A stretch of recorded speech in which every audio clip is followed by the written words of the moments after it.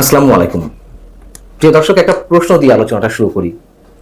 সারা পৃথিবীর কথা বাদ দিলাম, এই বাংলাদেশে যে কবার সামরিক অভ্যুত্থান হয়েছে, সামরিক কূ হয়েছে, কিংবা সামরিক বাহিনী ক্ষমতা নিয়েছে, তার কোনোবারই কি সাধারণ সামরিক কর্মকর্তাদের সঙ্গে বৈঠকে বসে আলোচনার মাধ্যমে এই ধরনের কোনো সিদ্ধান্ত নেওয়া হয়েছে, নাকি খুবই সন্তর্পণে, খুবই গোপনে, হাতে গোনা কয়েকজন শীর্ষ সামরিক কর্মকর্তাদের সঙ্গে সংশ্লিষ্ট সেনাপ্রধানেরা আলোচনা করে এই সিদ্ধান্তগুলো নিয়েছেন?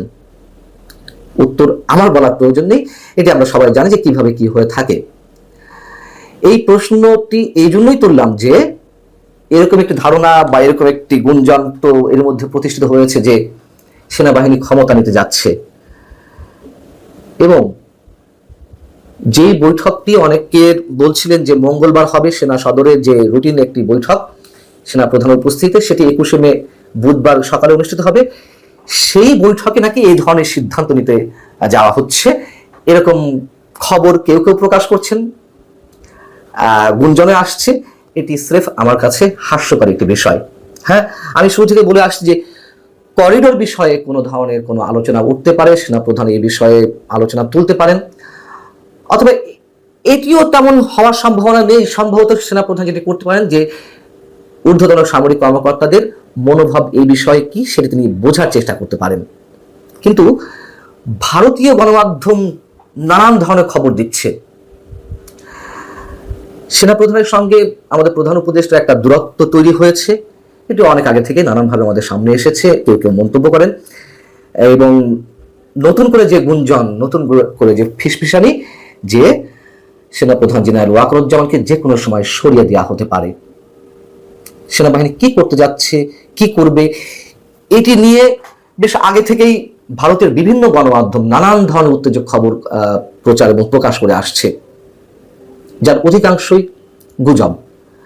তবে এগুলো কোনোটির যে একেবারে ভিত্তি নেই তাও কিন্তু নয়, একেবারে উড়িয়ে দেওয়া যায় না। তবে আমি আবারও বলছি, অধিকাংশই গুজব। সেনা সদরের সেনাবাহিনীর যে বৈঠকটি বুধবার অনুষ্ঠিত হতে যাচ্ছে, সেটা নিয়ে নানান ধরনের গুঞ্জন, মানুষের মধ্যে একটা কৌতূহলের সৃষ্টি হয়েছে, একটা আগ্রহের সৃষ্টি হয়েছে কি হতে যাচ্ছে এই বৈঠকে, সেটি নিয়ে ভারতের বিভিন্ন গণমাধ্যম, প্রথম সারির গণমাধ্যমগুলো বেশ উত্তেজক খবর দিচ্ছে। বলছে যে এই বৈঠকে আগামী দিনে সেনাবাহিনীর কর্ম পরিকল্পনা সম্বন্ধে আলোচনা হতে পারে, যেটা আমি প্রথমেই বলছিলাম যে এই ধরনের আলোচনা আসলে এই ধরনের ওপেন বৈঠকে কখনো হয় না। যাই হোক, এই গণমাধ্যমগুলো বলছে সেনাপ্রধান জেনারেল ওয়াকারুজ্জামান এবং আমাদের প্রধান উপদেষ্টা ডক্টর মোহাম্মদ ইউনূসের মধ্যে বিরোধ আরো তীব্র হয়েছে। হতে পারে, অস্বাভাবিক কিছু নয়। এবং সেনাপ্রধানের সবচেয়ে বড় উদ্বেগ এই মুহূর্তে সেটি হচ্ছে বিদেশি হস্তক্ষেপের কারণে বাংলাদেশে একটা ভয়ঙ্কর অস্থিতিশীলতা সৃষ্টি হতে যাচ্ছে, এবং সেটি সরকারের কারণে হতে যাচ্ছে। এটি ভারতের গণমাধ্যমে ব্যাখ্যা করার কোনো প্রয়োজন নেই। সাম্প্রতিক সময়ে সাধারণ মানুষের যে উদ্বেগের বিষয়, রাজনৈতিক দলগুলো থেকে শুরু করে কনসার্ন যারা রয়েছেন, বিভিন্ন প্রতিষ্ঠান কিংবা ব্যক্তি, অবশ্যই এটি নিয়ে আলোচনা চলছে। সেনাপ্রধান সেটি নিয়ে উদ্বিগ্ন, তিনি এর বিরুদ্ধে অবস্থান নিয়েছেন। আমি অনেকখানি নিশ্চিত করে বলতে পারি, যতটুকু আমি জানি। ভারতীয় গণমাধ্যমগুলো যে বিষয়টি উল্লেখ করছে স্পষ্টভাবে, মানে তাদের ভাষায়, যে এই মুহূর্তে বাংলাদেশের সেনাপ্রধানের উদ্বেগের কারণ দুটি। একটি হচ্ছে যত দ্রুত সম্ভব এবং একটি ইনক্লুসিভ নির্বাচন করা, সেটি সম্ভব হবে কিনা সেটি নিয়ে তিনি যথেষ্ট উদ্বেগের মধ্যে রয়েছেন। এটি খুবই স্বাভাবিক। তিনি তার চাওয়াটা তিনি প্রকাশ্যে নিজেই বলেছেন গত 25শে ফেব্রুয়ারি সাবেক সামরিক কর্মকর্তাদের উদ্যোগে আয়োজিত একটি অনুষ্ঠানে, পিলখানা ট্র্যাজেডি দিবস নিয়ে। সেখানে তিনি বলেছেন যে তিনি চান একটি ইনক্লুসিভ নির্বাচন, ফ্রি ফেয়ার নির্বাচন, এবং যত দ্রুত সম্ভব বাংলাদেশকে একটা গণতান্ত্রিক প্রক্রিয়ায় উন্নত করার ব্যবস্থা করতে। এটা তো সত্য কথা। আর তার দ্বিতীয় যে উদ্বেগ, সেটি হচ্ছে যেটি এই মধ্যে বলেছে যে তাকে যে কোনো সময় সরানো হতে পারে, এবং তার আফটার ইফেক্ট কি হতে পারে অনেকেই অনুমান করার চেষ্টা করছেন। এই গণমাধ্যমগুলো বলছে যে জেনারেল ওয়াকারুজ্জামান শুরু থেকেই আমাদের প্রধান উপদেষ্টা ডক্টর মোহাম্মদ ইউনূসকে সাহায্য করার চেষ্টা করছিলেন, কিন্তু বিদেশি হস্তক্ষেপের কারণে যে দূরত্ব সৃষ্টি হয়েছিল এর মধ্যে নানান ইস্যুতে, সেটি আরো তীব্র হচ্ছে বা তীব্র হয়েছে।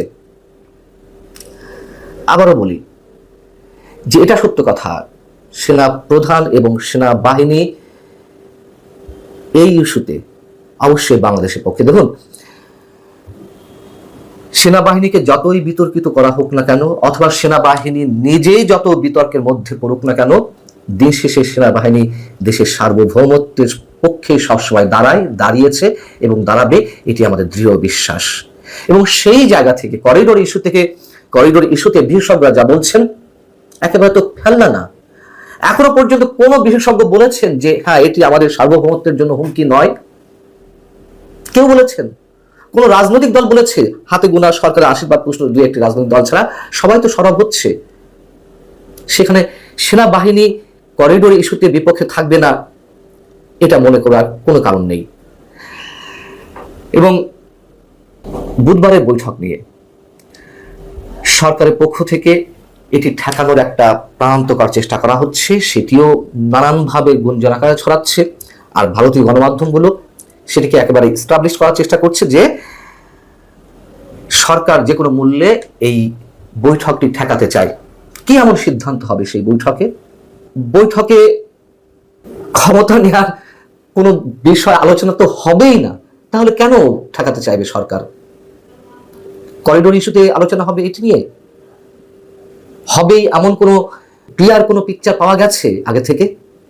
আর যদি ঠেকিয়ে থাকেও সরকার বা ঠেকানোর চেষ্টা করে থাকে, যদি সেনা প্রধান সত্যি সত্যি বিপক্ষে অবস্থান নেন, তিনি সেনাবাহিনীর মধ্যে এই সিদ্ধান্তটি তো যে কোনোভাবেই নিতে পারেন, তার তো নানান পথ আছে। আমরা জানি না এসব খবরের সত্যতা কতখানি, তবে কিছু একটা